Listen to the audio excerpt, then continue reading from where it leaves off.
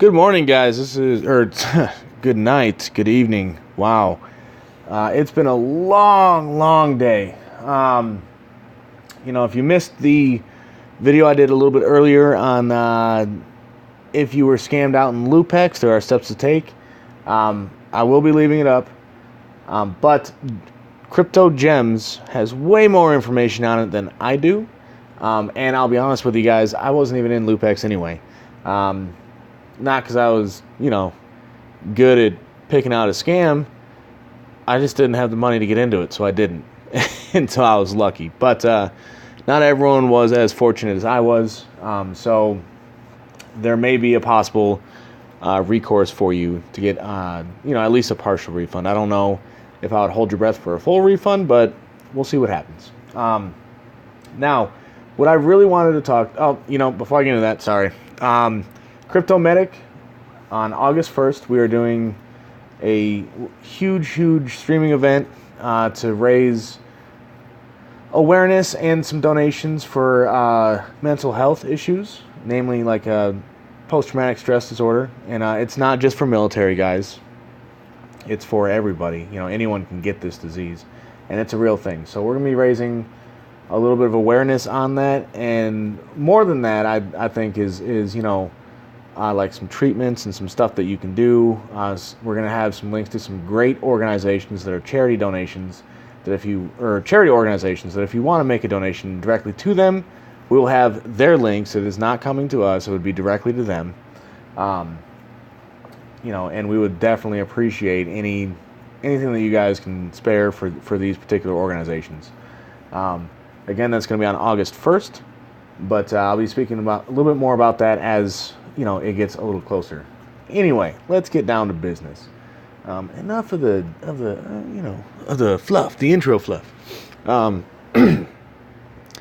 Building a budget, how and why.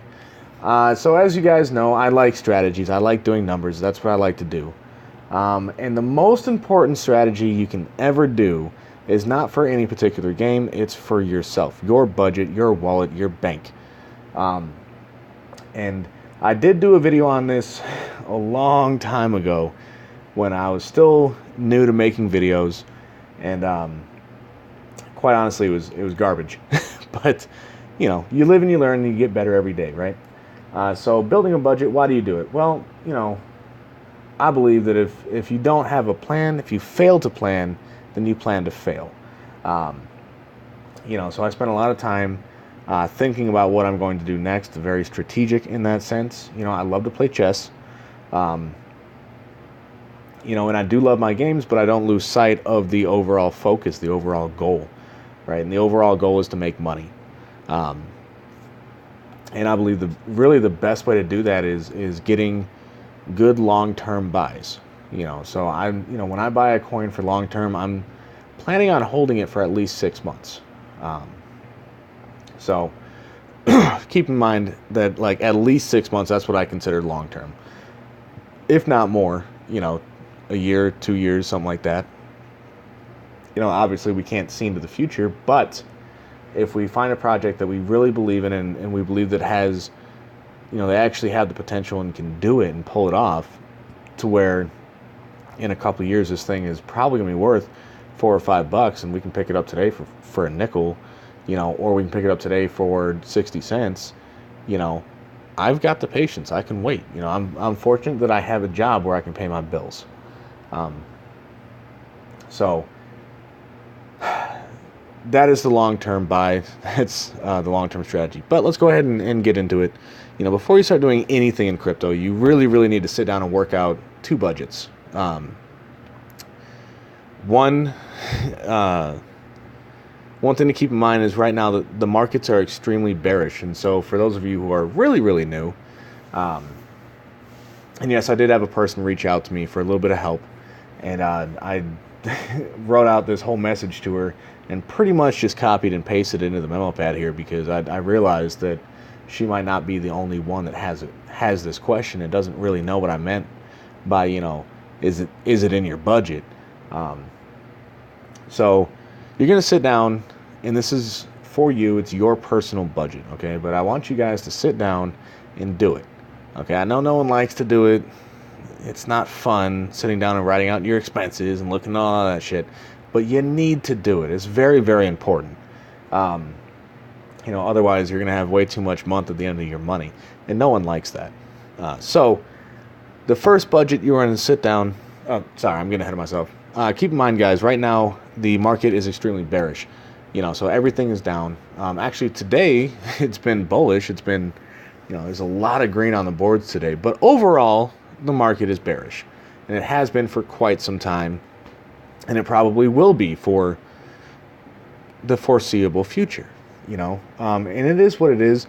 It's not that you can't make any money in bear markets, because you can, but in a bear market, that is when you're buying, okay? And in a bull market, that's when you're selling.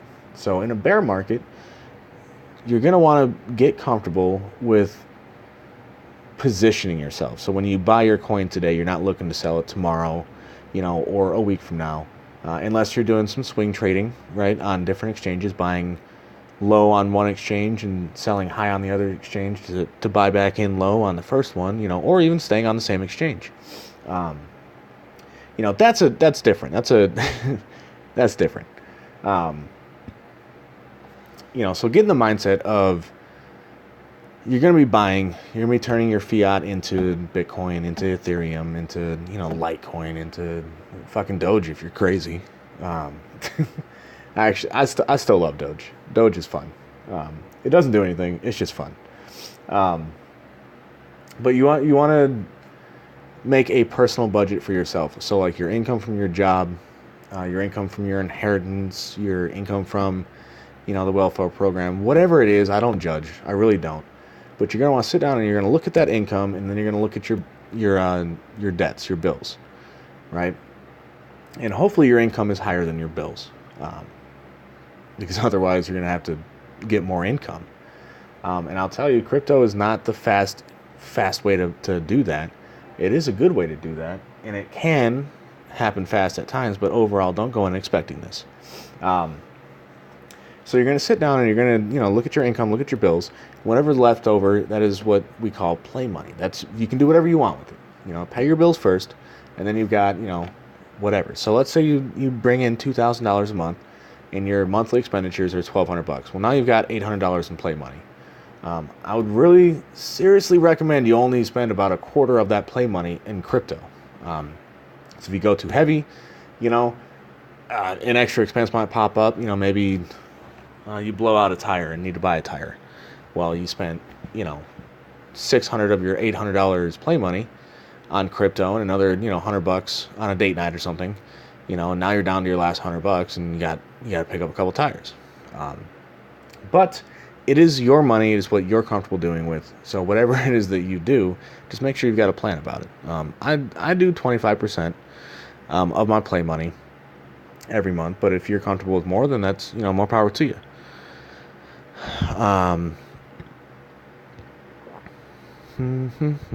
Lost my place. Okay, so the two budgets. First is your personal one, okay? And then secondly, you're going to build what I call the crypto budget. And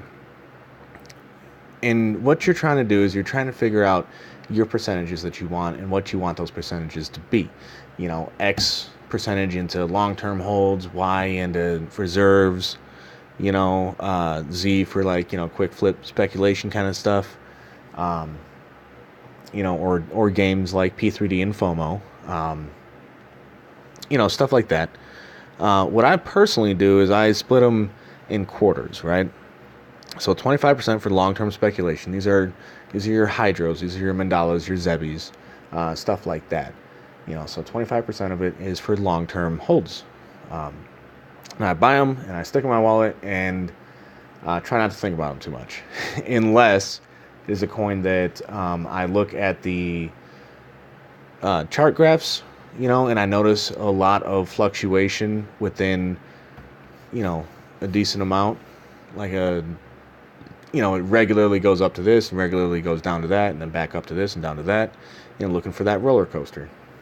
And for certain coins, when I see that, I'll go ahead and pop it on an exchange, and I'll stick well beyond the outside edges, you know, and I just look for like a 5 to 10% price difference where I can buy 10% less than I'm selling them for, and then buy back in around 10%. Well, that's a whole other video. That's a whole different thing. Anyway, 25% for stuff like that. 25% for games like P3D and FOMO. And yes, I talk about those a lot because I very much enjoy playing them, but that is by no means my entire crypto portfolio. It's actually a very, very small part of it. 25% I've got set aside for like ICO speculations, you know. So up until yesterday, that would be the mandalas, you know. But things like Vertex coming up, which I am planning on doing a video on once I get a little bit more time.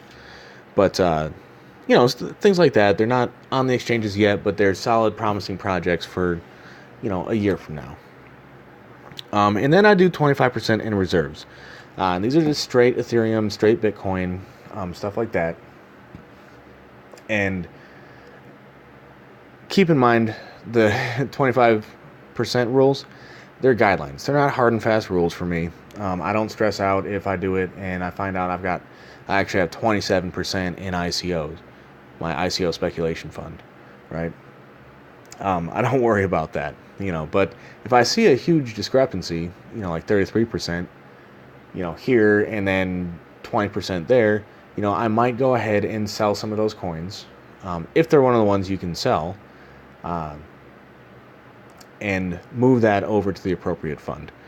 You know, but I also, my reserve price, I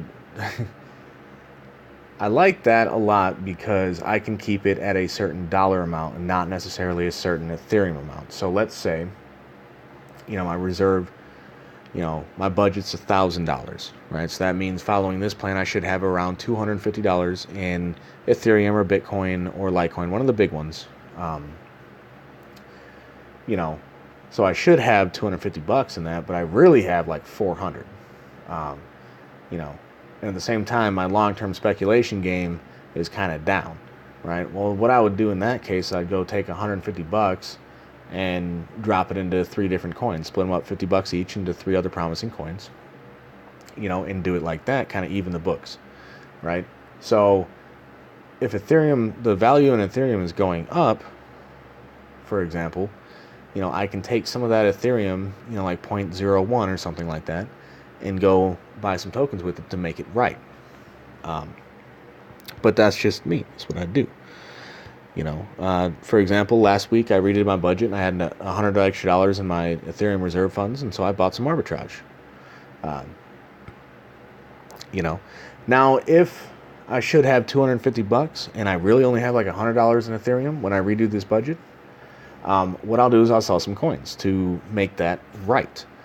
As long as I'm not selling for a loss. I'd rather ride something to the ground to zero than sell for a loss. That's just me because I'm stubborn. Sometimes that costs me a lot of money. Sometimes it pays off, but I'm just stubborn that way. So I cannot beg of you guys enough, for the love of everything that's holy, do yourself the biggest favor of your life. If you haven't done this, if you haven't sat down and done a budget, for regular life or for your crypto life or both, do it, man. It doesn't take that long, okay? You know, you probably spend, to do a really, really thorough, in-depth budget, both personal life and crypto, altogether, probably 45 minutes at the most, because it's really, you know, maybe an hour if you want to play around with the numbers a little bit and see what works for you, you know, but, and that's each, guys, that's not total, sorry, but it doesn't really take that long, and it'll save you so much money if you do it. You know, it's really, really easy to lose track of your goals in crypto. It is. You get pulled in a million different directions. You know, it's very easy to do, so you need to have a plan. And a budget will help you stick to your plan. Another thing is you really, really need to do yourself a second favor, and you need to go research, like, if you haven't already done a lot of research on various crypto strategies, right? So I'm not talking about, you know, what to do for this project, what to do for that project. But there are so many different strategies and so many different ways to make money in crypto. You know, there's the shitcoin market, which actually can make you a lot of money. There's, you know, like there was that lending space market that turned out to be pretty much bullshit. But, you know, there's just so many different ways to do the game of crypto. That you really, really should go find at least 5 other strategies besides the one that you're doing right now, and from five different sources, right? And see if there's something else out there that you like, that makes sense to you, you know. Or if you're brand new, before you start going down one avenue, take a second while you're at the crossroads and look down those other roads real quick before you go ahead and just pick a path and start walking. Now, if you find one that you like, get a hold of the guy that wrote the article, you know, or that made the video, you know. And I'm not just saying like leave a comment and if he doesn't answer, you know, move on, because I'll be honest, guys, I miss comments sometimes. It happens, dude. YouTubers have lives too. Blog posts, you know, blog article guys, they have lives. You know, they may not see every comment every time. It happens, you know, so keep trying. If they're not responding on the YouTube comment and they've got an email address in their description, send them an email. That's why we put our emails in our description boxes, guys. You know, try and get a hold of the guy or gal, you know, to pick their brain, to ask your questions. You know, believe it or not, we really like to do that. The guys that are in it for the right reasons, not just in it just for referral codes and stuff. You know, but because they really love crypto, they love what they do, you know, they'll be excited to share their information with you. You know, and if they're not willing to do that, you know, or if they want to charge you money for it, I would suggest you move on, but it's your choice. You know, the way I look at it is if somebody is successful, you know, doing day trading, why the hell would they need your $5 for a course? You know, they wouldn't, you know. I could maybe see them not wanting to give away their secrets because, you know, traders are very, very secretive with what they do, you know, because if too many people start doing exactly what they do, well, then their shit gets less effective and that hurts their bottom line. So I can kind of understand that, but they should still be able to give you some general guidelines, what to look for, you know. And if they're making money, they don't need your $5 for a course, man.